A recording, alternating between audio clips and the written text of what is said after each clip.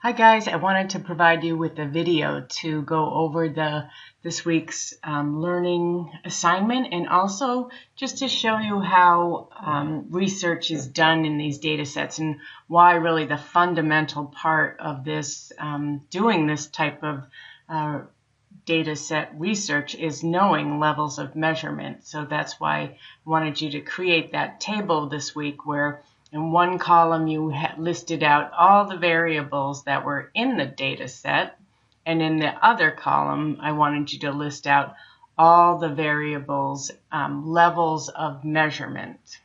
And we did levels of measurement earlier in the class, and it's also in Pollitt and Beck, chapter 16, and the levels of measurements are right there on page 356. And this is exactly what you have already done in week 2 when you did the basic review of a research study and you were asked to identify the independent variable, dependent variable, and levels of measurement. So how do researchers just have this Excel document and then turn it into one of those articles that you read? Well, what they do is they use statistical coding software, and they enter all this data into these programs, and then they determine what tests they need to run to test associations or relationships between the different variables. So usually when they're talking about statistical significance, is what they look for is that when these tests have been run through this SPSS software, and I'll show you how that's done in a little bit, what they want to say is that the statistical significance is if the p-value is less than 0.05, then we say it is considered statistically significant. So it just tells you the relationship between variables is not due to chance. So there's no way that this was just a chance happening. It is statistically significant. And that's also why when you're writing in research and in your scholarly voice, when you use the words there is a statistical difference or statistical significance, or there's statistically more diabetes lately, it really is in research speak, it really saying that you've run a statistical test. So sometimes they will discourage using the word statistical and use more like a word like substantial, just to show the difference between statistical testing and a large amount. So then the steps would really be to determine a research question that you can ask based on the data you have. So some researchers will have a research question and then go out and find a data set that might have variables to answer the question. We're going at it a little bit backwards. So we have variables. We're saying what questions can we ask of this data based on what we have in that Excel document. So the next step is to identify the variables in your research question, the independent and dependent variables. Then you'll look and see what are the level of measurements. You'll look at the determine an appropriate statistical test, and then you'll assess if there's a relationship between variables. So this is pretty much what you'll see when you're reading those N. Haynes articles that you found in the method section. They'll tell you what statistical test they ran. Sometimes it can be tricky to determine what the independent and dependent variable, what they are. So for example, if you're asking, does depression cause obesity? You're saying, you can never really say that there's a cause or a causal relationship, but you can say that there's significant relationship. You can't ever prove causality because we're not sampling 100% of the population. We only have a sample. So we can say in this sample that we are assessing, there is a relationship, statistically significant relationship between variables, or there is not a statistical significance between variables. So the independent variable is the variable that the researcher is manipulating or doing something to. So you might be giving one group medication and the other group just gets standard care. In these kind of data sets, what you're really doing is you can be breaking the sample into different groups. And so, for example, if you're looking at ethnicity, you're taking that sample and you're dividing that sample into 5 different groups or whatever groups that you're looking at. And doing that action is manipulating the sample. So that can be considered the independent variable. Another way to kind of look at it is say, okay, well, I've got 2 variables. What is the outcome variable? Like, what am I hoping that's going to happen or looking to see what is going to happen? Sometimes that's an easier way to go about it is determining the dependent variable first. So this example here, you can ask one question, does depression cause obesity? You're saying, okay, you've got depression. What is the outcome? Are people depressed? And then the other question, does obesity cause depression? You're saying, okay, well, we have people who are obese, and are they depressed or not? So it is a little tricky sometimes, but maybe looking at the dependent variable first is a good way to determine which is the independent and which is the dependent variable. But dependent variable, the outcome variable. So I thought I'd run a little example here. So if we're looking at the data we have, I'm going to ask a research question. Do different ethnic groups have different rates of obesity?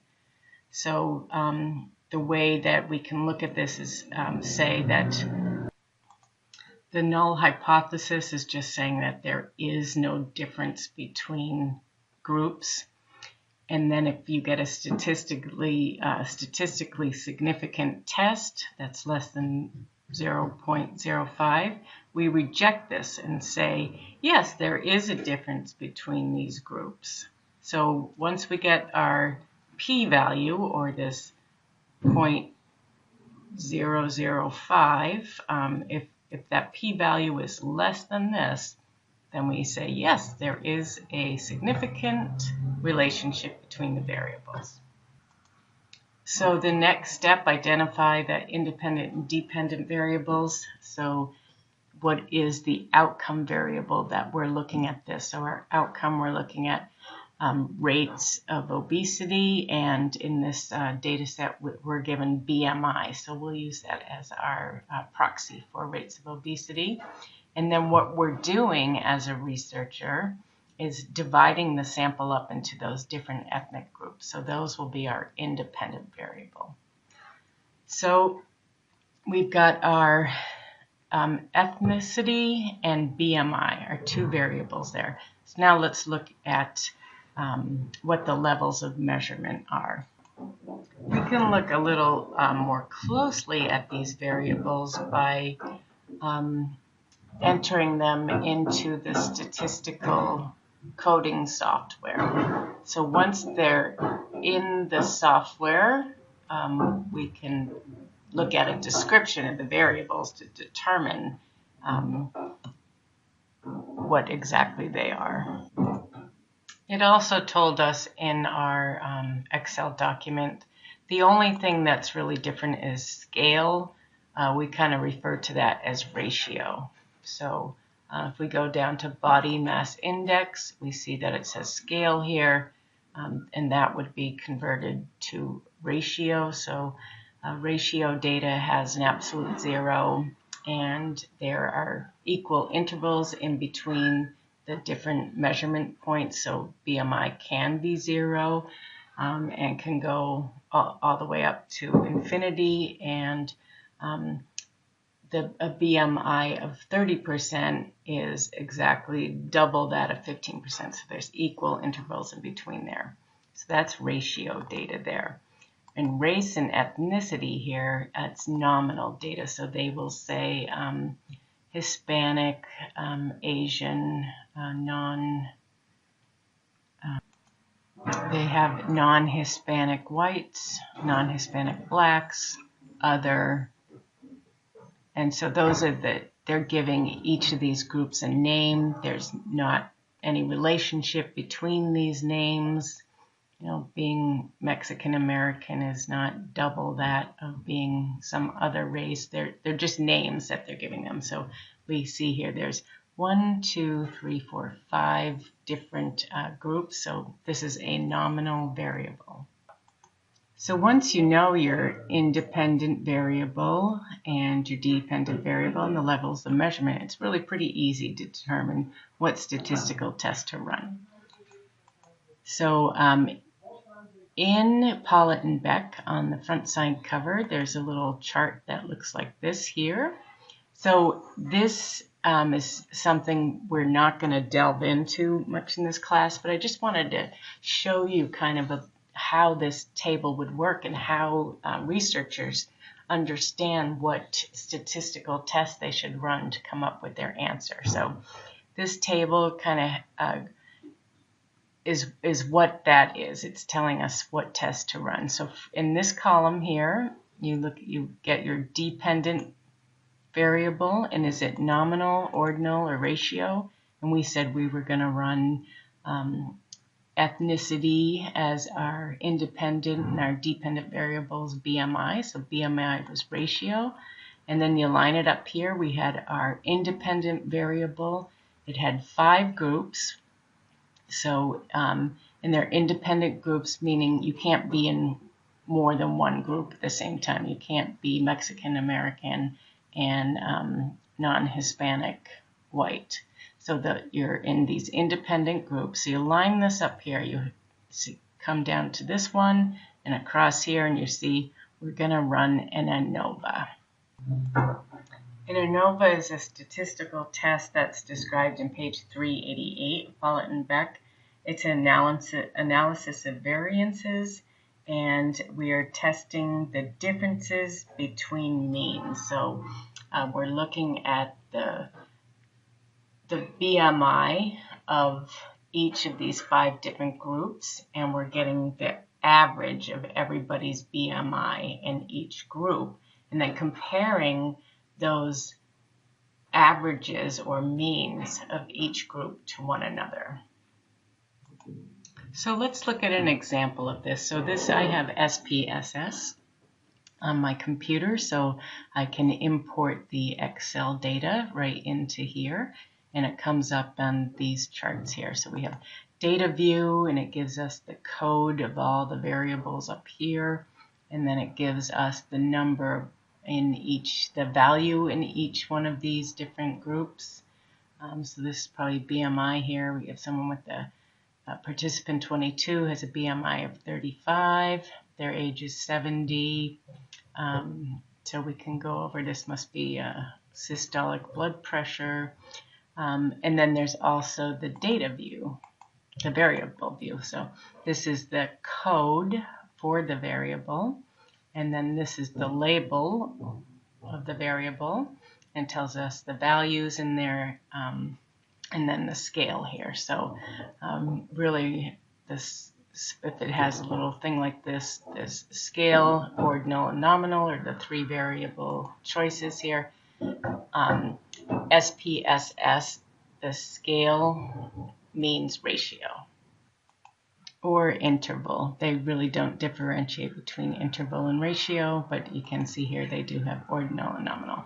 So anyways, this is just a look at the variables. If I want to look more closely at any one of these, I can look at, so I wanted to tell you guys what the different groups of, they broke ethnicity into. I can go to Analyze, Descriptive Statistics, Descriptives, run this, pop that into there and press OK, and it's going to give me the values.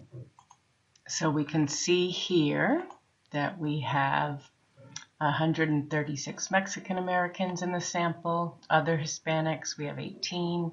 Non-Hispanics white, we have 790. Black, 219. Other is 26. And the percentage that they make up of the entire sample. So the entire sample is 1,189. All right, so how would we do this ANOVA here? So we go to Analyze, and we know we're going to be comparing means. And I know this because I took 3 different statistic classes. So it's okay if you don't know this. I just want to show you how this works here. So we look at compare means. One-way ANOVA is what we were going to run. And then we have our dependent variable and our independent variable. So our dependent variable, we said we were going to look at body mass index, and then ethnicity was going to be our factor, our independent variable. So we hit OK, and it's going to come up with some values for us. So what this is telling us here is we've got the difference between groups is 0.000. So that is definitely less than 0.05. So this is saying, yes, there is a difference in BMI between those 5 groups. So we can drill down and get a little bit more data here. We can ask them to run a post hoc test to tell us a little bit more about all of these, what the difference is between the groups. So we put our significance level in right there, continue. If we want to, we can also maybe get some descriptives and some means plots about the data, continue. Let's see what we got here. So when we run this, we can see, okay, Mexican Americans compared to other Hispanics, it was 1.0. So there's a direct correlation there. There's no significance there. So really what we can do is go down this column here and see where was that significant difference. Okay, so it was in non-Hispanic whites and non-Hispanic blacks. We could say there was a significant difference between those 2 groups there. That's the same one there. So really that was where the significant difference was between non-Hispanic whites and non-Hispanic blacks. So it takes a lot of practice in reading all these variables, and when you read the method section in articles, that's why it's so complex, because they do talk about all this and tell you how they got it all. And it makes it, if you don't have pictures like this, sometimes it can make it really difficult to understand. But this is, just a brief overview of how you find statistical significance. So sometimes a picture can really tell a lot. So we can see Mexican Americans, their average BMI was 28.5. Other Hispanics, the average was 26.7. Non-Hispanic whites was 27.8. We see non-Hispanic blacks was almost 30, and other was below 25. So it looks like there'd be a big difference between these groups here. So now we go back to our research question. 2 different ethnic groups have different rates of obesity. We can say yes. So we're rejecting this null hypothesis and saying that there is a difference between the ethnic groups in relationship to obesity rate. So that's all I have for this video. I will wrap it up and get it posted to you right away, and let me know if you have any research questions or comments. Okay, have a great day.